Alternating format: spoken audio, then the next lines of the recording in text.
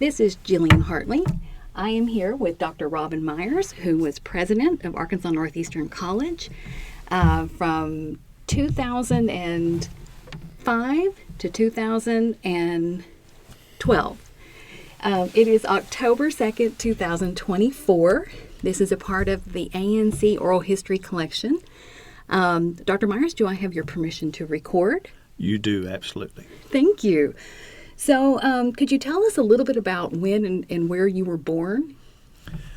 Absolutely, Jillian. It's a pleasure to be here with you today. Thank you. I was born in Blytheville, Arkansas, and grew up there and had the great experience of attending Blytheville High School and graduating. I did move on to Arkansas State for my undergrad and came back to Blytheville working for a while in a number of industries, but that's my background in this region, and worked and lived here for 53 plus years. So you have a strong connection to the area. Very strong connection. Can you describe a little bit about your family?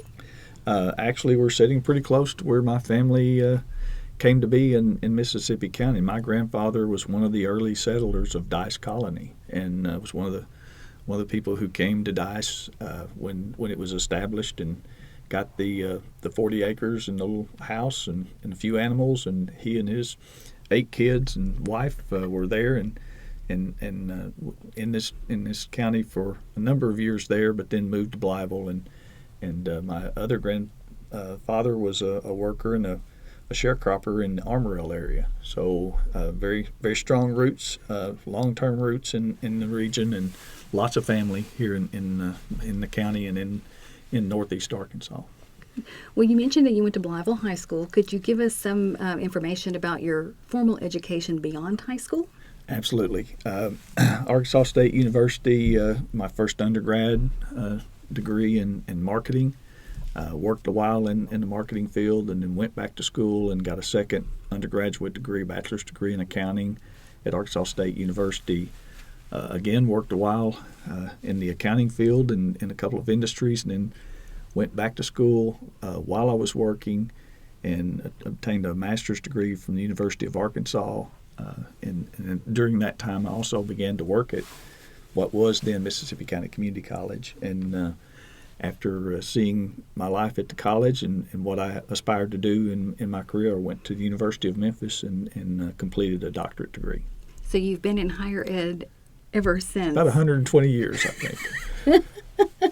So you began your career then teaching part-time. So can you give us a little bit of background about how you went from that to Absolutely. full-time? It's kind of a strange, I guess, occurrence. But yes, I was working as a division accountant at a place called ACO Cable Controls, and I had the opportunity to start working at what was Eaker Airforce Base. There was an education center.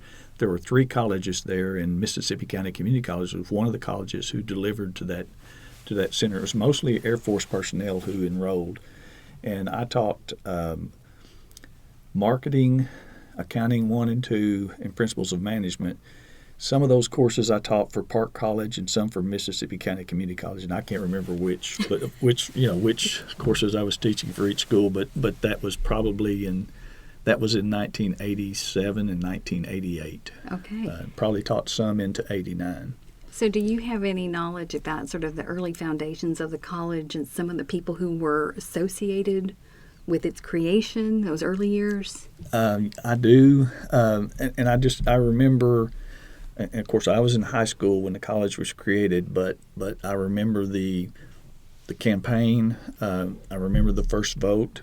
There was an initial vote, I think perhaps in late 72, early 73, that failed.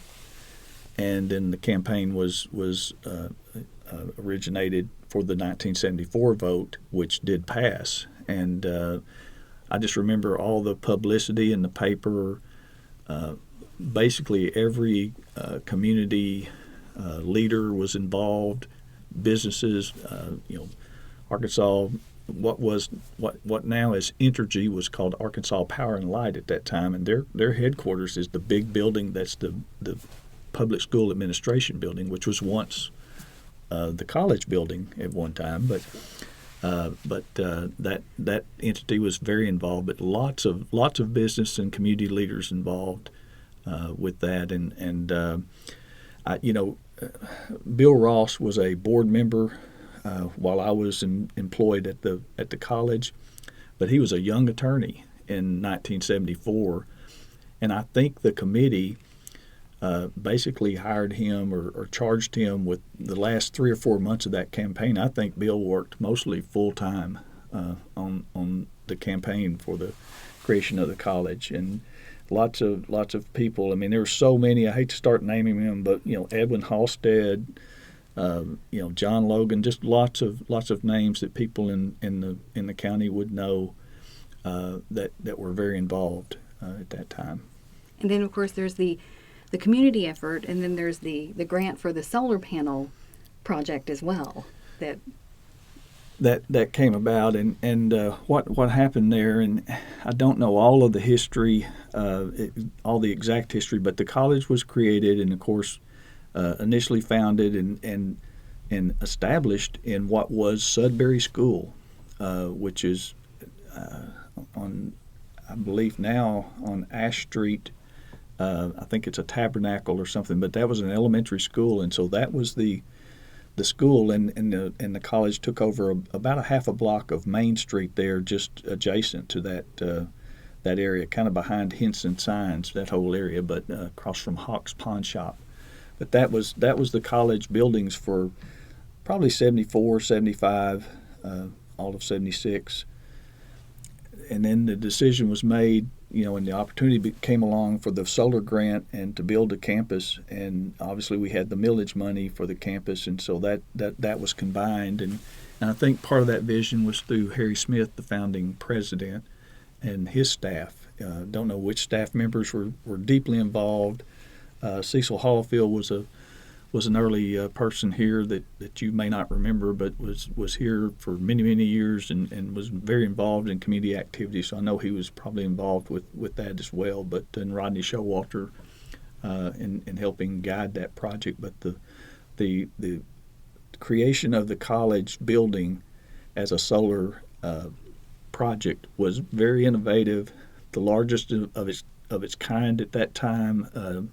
We had our solar energy expos. I can remember those, starting in 79 or 80 when the building was finished and going for several years. But it was a great event and such a grand building. If you can remember, those that do remember it, sitting out there without the trees and just all that glass, and it looked so futuristic in 1981, 82 when you would see that. So were those expos things that people traveled from all around the country? All around the country. When this campus was built, my understanding was that the production of the photovoltaic cells, which were the little solar cells that were placed on those acres and acres of solar panels, was the largest, equalized all the production of any previous solar panels or cells to date. So it was very early, very innovative.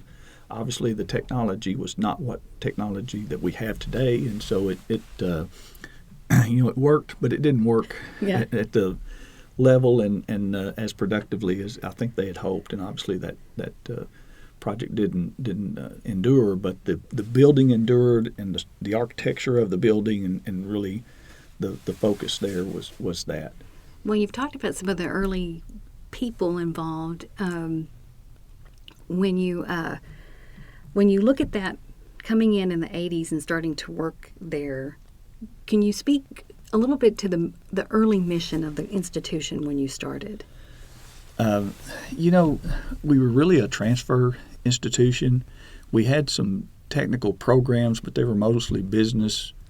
They were accounting, secretarial programs. They weren't occupational or technical in nature, and we really were a transfer institution, and really created, I think people wanted to provide that opportunity for young people who were place bound to go to school, to go to college. And we had Cotton Bowl Technical Institute in the county, and it was meeting the mission of occupational technical at that time. And so that was a separate mission and a separate part, something that was really missing from the original Mississippi County Community College mission. So, can you tell us a little bit about the Business Industry and Resource Center? Oh, I can tell you all more than you would ever want to know. That's where I started. I was working at ACO Cable Controls, and the opportunity and I was also working at night as an instructor for the college, and so that full-time position became available to lead the Business and Industry Resource Center, and it really was conceived. There was a person or two before me who had worked just a year or two in that role, and it was doing workshops and just talking to businesses in the community and doing some things, and so that was really the initial role of that. But as I did come into that position, and I think our president at that time, John P. Sullins, had the foresight to say, listen, I want this to be bigger and better. And so he sent me to Fort Smith to look at what they were doing for their businesses and industries. And also at that time, North Carolina was creating the Research Triangle at that time. And many of their community colleges were very involved with business and industry training. So he sent me there, and I spent a week in North Carolina looking at what they were doing. And we started the process of developing a more robust business and industry support mechanism and training. We fortunately, in 1991, Harry L. Crisp decided to give us his former Pepsi-Cola distribution building. We named it the Crisp Center out on East 18 Highway, and the president threw me the keys and said, go make something happen. And that's when we morphed the Business and Industry Resource Center into the Solutions Group and acquired a number of very talented people who could assist then the fledgling steel mill industry in their training needs, and other companies in our region with their various training needs, and really grew that into a more profound operation. And Jim Shimwell, who later became president of the institution, was very instrumental in that. You actually mentioned Cotton Boll Tech earlier. Yes. And so were you president around the time that merger took place? Could you give us some background on the merger between the two? Because one sort of serviced in an area that's kind of the southern part of the county. Right. And then one's a little more in the northern part. And, a lot of your early years as president was sort of overseeing those two coming together. It was really a multi-year process, but Dr. Sullins, the president, and Mr. Bill Nelson, who was the president of Cotton Boll, really began to talk about this probably in the late 1990s, and I know for sure in the early 2000s, but the timing just wasn't right. But along around 2003, we continued those discussions and were able to come together with a plan to merge the institutions, which was really needed because that part of the occupational technical part that Cotton Boll performed was really the missing link for a true, fully comprehensive community college to exist. It really needed all those pieces. Didn't need to be competing. We needed to merge them together and merge and combine those resources. And so that's what happened. And the merger was completed in 2003. Part of the merger was we combined some of the board members. We made one board, but members from both of the previous boards. Changed the name, which was a big thing. And then there were about 4,000 other minor things that we worked on, which all became large things, but just getting all the operational things to come together. But in the end, what you have now is a fully comprehensive, and I became president in 2005, so obviously was greatly involved in all the merger decisions and discussions. John Sullins was the president at that time, but by the time we were merged, it was probably under my leadership as we planed it out and made lots of the transitional decisions and moving programs and other people around. Sherry Bennett was very involved as the president there at that time at Cotton Boll and continued her service to the college, I think, until just recent years. I think Sherry has retired. Were there any kind of major construction projects, renovations that had to take place to unify the two? Numerous things were done. There was a building. I believe the name of the building was the Burn Building at Cotton Bowl, and we basically deconstructed it and reconstructed it. Took all the outside siding off, and then did a lot of things to the interior to make that one workable.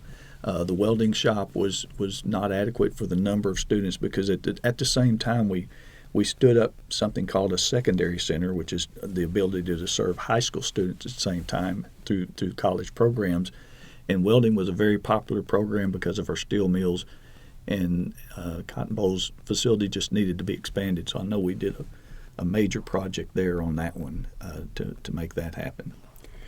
So I'm going to shift gears a little bit and talk about campus culture. So at the time you were at ANC, we're looking at from then the late 80s, correct, to about that's 2013? My full-time was 1989 to 2012. Okay, so Yes. 2012. So can you reflect on some of the changes in the culture, the campus culture, and the types of things that maybe influenced some of those changes? It's so hard to imagine.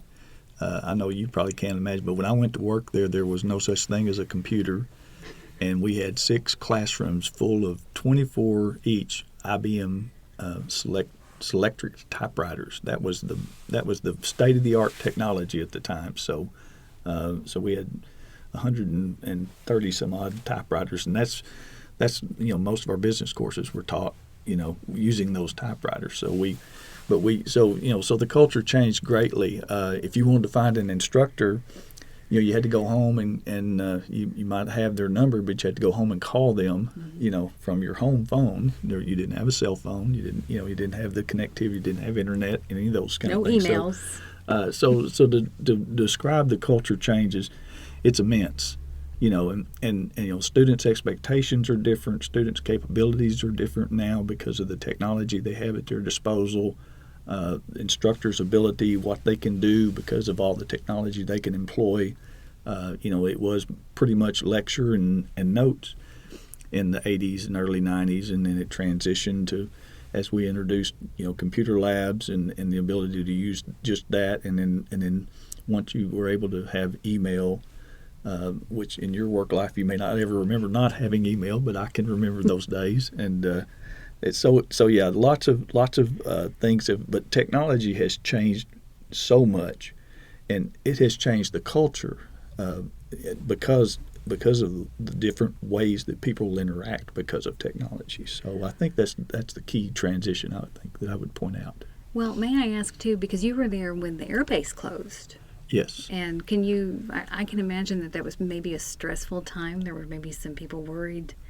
Can you give us any information about maybe even your own feelings at the time? We all and was very involved all through my years. I was involved. I think I served on the chamber board at least 4 or 5 times and served as chamber president of the board. But was very involved with the committee, first to try and save the Air Force Base, and then after that was not going to be possible, the committee to redevelop. And so went with a number of people several times to Washington.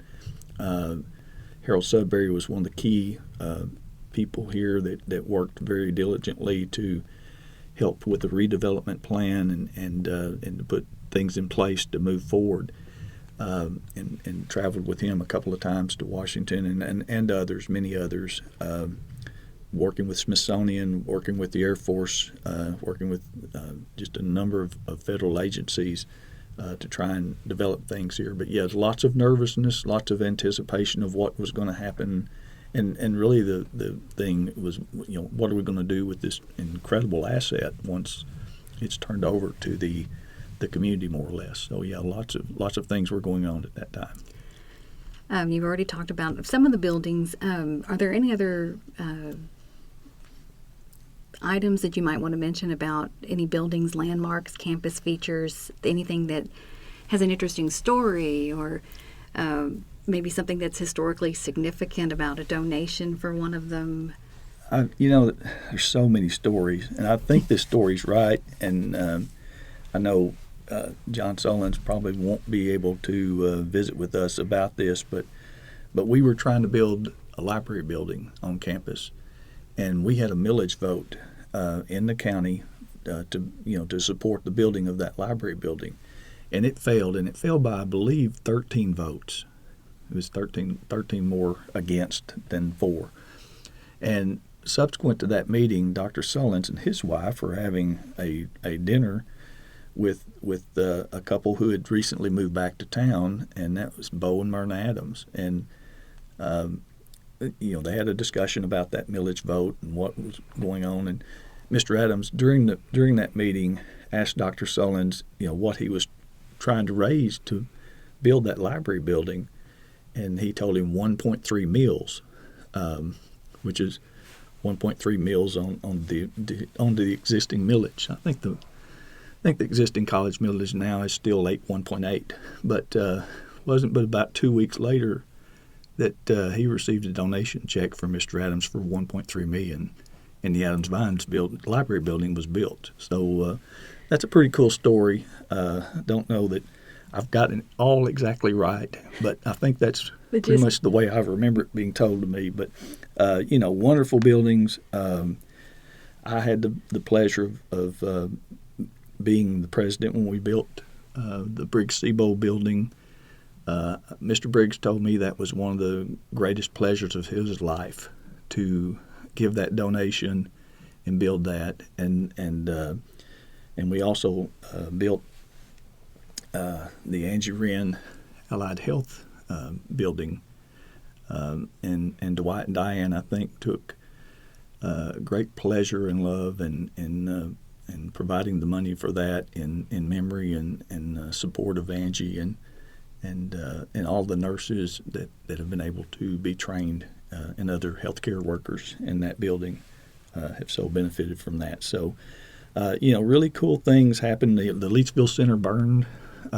We rebuilt that probably prior to your working here, but that was a big thing. And then we built a college center on the Osceola High School campus, which was very innovative in its day. I think some of those exist in other places now, but that was very innovative, and Osceola was very progressive to allow us to do that. We'd always had an Osceola Center, but we needed a new one, and that was a perfect marriage of those spaces. Other cool spaces, I guess the clock tower, a lot of people may take for granted, but that's such a neat landmark for our college, and probably still the graduate walk with the granite, all the names of our graduates. And I don't know if that's continued, but was, at the time it was done, was probably the largest granite monument in Arkansas, and maybe still is, but just because of the size and scope of it. Just a really, really cool landmark for the college. Yeah. Well, and you really, a lot of what you've talked about today talks a lot about community support. And so I know that you were president, I believe, when the Great River Promise started. Yes. Could you tell us a little bit about it? That was a labor of love and a project that was very dear to me.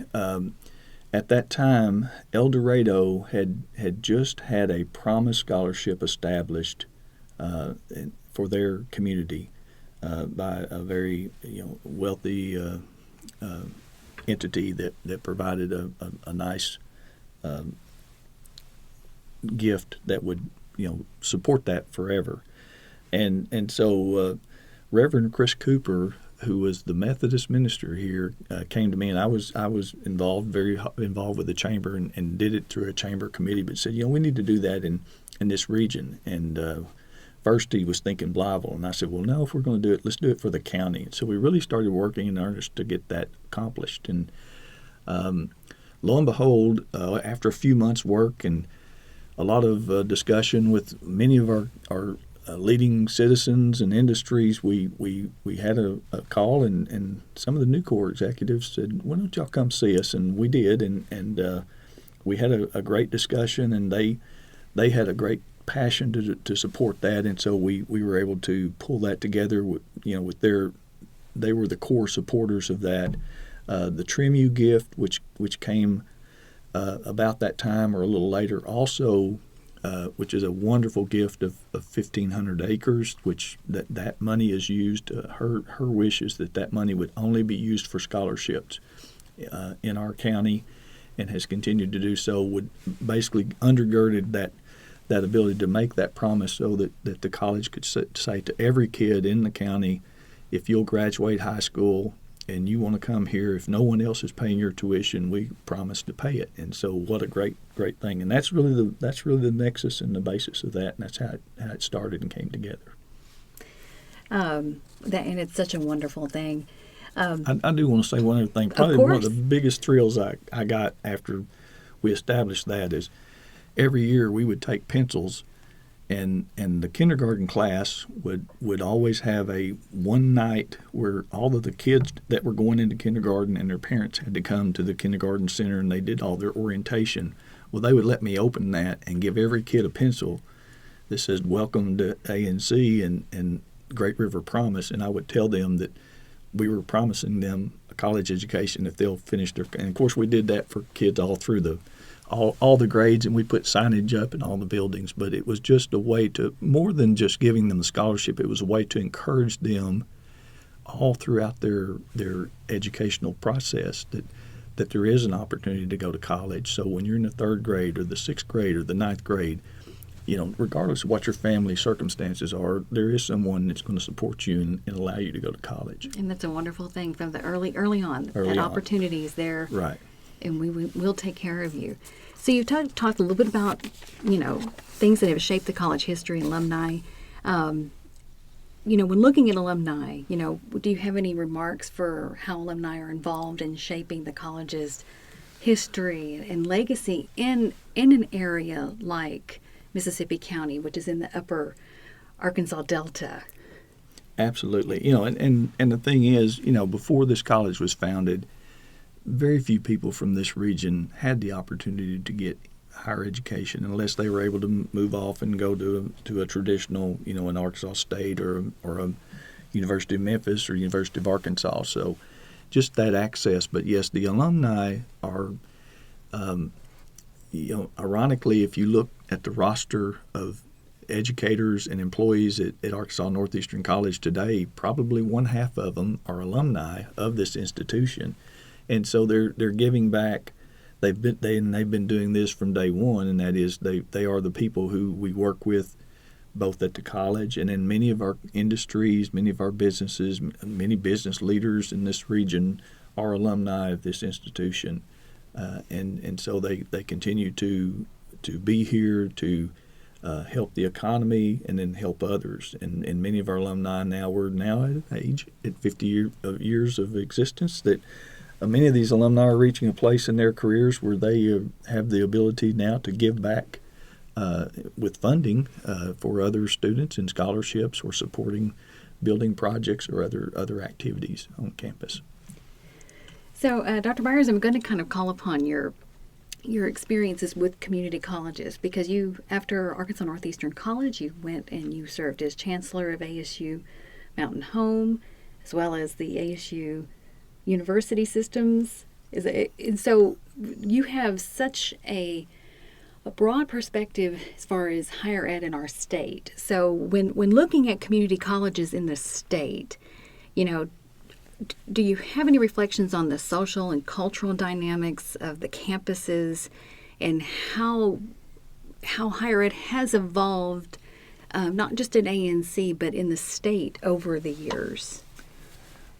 I think the thing, obviously I'll go back to technology because that's been so core to delivery, I think, and that's really the key. That's the evolution for us that I've seen, and probably you as an instructor have seen also, is how you deliver and the different modes or methodologies in which you can lecture, you can have things recorded that are available, or you can do concurrent live remote delivery to someone, interactive.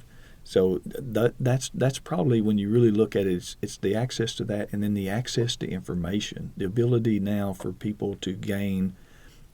We take for granted the ability to Google something, but I went to school where and you probably did maybe in your early days in school, but you had to go find a card catalog and find a book or a magazine and dig out whatever you needed, and so that's the change. But I think that's in every, not just here. That's all institutions, and that's whether you're in K-12 or higher ed. It's the ability, the access to information.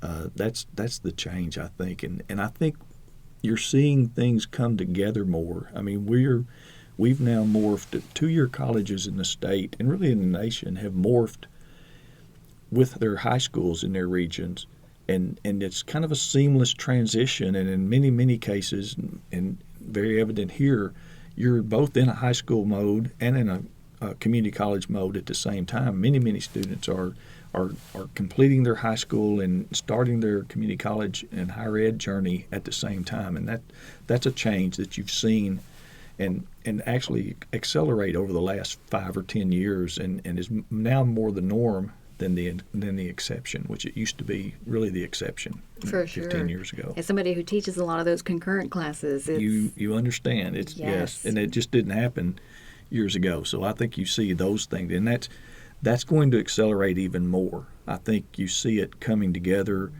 even more in the future, and I don't know where it's going to end, but it's I think that dynamic's going to happen in a major way, because people now, young people, are so affluent with their kinds of technology they have, and so adept at being able to use it. We've got all this information and all this ability. Why not accelerate them? If they can accelerate, why not accelerate them? So, reflecting, I do want to ask you this is a pretty loaded question, and it's one that, with all of your experience, I'm sure you could, we could talk for hours about it. But what would you say is the legacy of Arkansas Northeastern College here in Northeast Arkansas? I think there's probably multiple legacies, but really it's first and foremost, it's those thousands and thousands of people who've obtained access to higher ed that would not have had it without the creation of that institution. So I think that's the primary legacy, is that access, and the result of that access is better lives. Think of all the people who have received degrees and are now earning more income than they would have earned otherwise.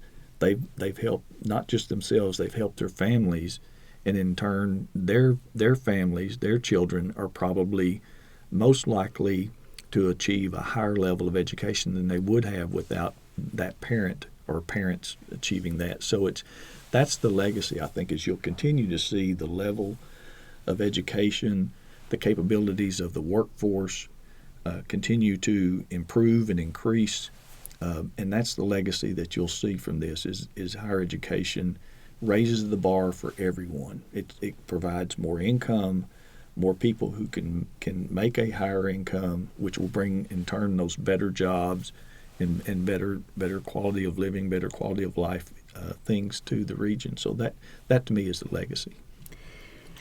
What do you envision for the future of community colleges in Arkansas or the country, whichever, or both? It changes about every 10 years, but right now the real focus for community colleges is workforce education. That seems to be a preeminent focus, and I think legislative, I guess mandate, if not a better word maybe than that to be used, but I think that's what's coming forward is to put the resources that they can to that end. I think I've always done a good job with transfer, preparing people who want to move on to 4-year degrees, but looking at occupational or technical kinds of things for community colleges, especially with artificial intelligence and all the new technologies that are coming forward, I think the need for people to be able to manipulate and operate those technologies and utilize them and to work on them as those technologies are employed into the workplaces. If you automate a plant with a bunch of AI equipment and AI supported activities, somebody still has to work on that. Right. And those are the people that are going to come from community colleges. So I think that's why, when you start thinking, well, we're going to get the labor force reduced because of AI. Well, really, we're just going to need more people who know more things and are better with technology to be able to use it and operate it and troubleshoot it in the future. And it's the patterns that have really been around since the Industrial Revolution started. It's just that consistent. Well, Dr. Myers, do you have any other final thoughts or reflections you wish to share? I just think what it was been a great blessing for me to and to kind of fall into this opportunity to work in higher ed, because I was working in accounting and kind of started teaching accounting at night, and it just the higher ed bug bit me. But I can't leave without reminding everyone of all the citizens, and go back and read the early newspaper articles. If you ever are in doubt, go back and pull some of the early articles of trying to promote the vote for the college, and look at all the different citizens who were there, and you'll recognize some of the names because of the businesses they were associated with or whatever. But the founding president, Harry Smith, and my president when I was there and hired was John Sullins, and I was the third president. And of course, Jim Shimwell followed me, and Chris is there now, and a wonderful group of people to be associated with. And I just think that the county's leadership, the people of this region have supported this institution, and I think in turn it has given back all that it can to support this region, and it's a mutual both love affair and mutual need for each, and I think the region needs the college, and the college needs the region to continue to thrive. And I just hope that support will continue to be there, and look forward to the many wonderful things that will come in the future. Well, Robin, you were the VP of Instruction when I was hired. You officially hired me. I remember that. And you have always been such a supportive person and been so dedicated to the purpose of higher ed. So I want to thank you for taking the time to do this interview today, and contributing to our history and documenting it for people today and for people in the future. That you're very welcome, and it's been my pleasure, and happy 50th anniversary.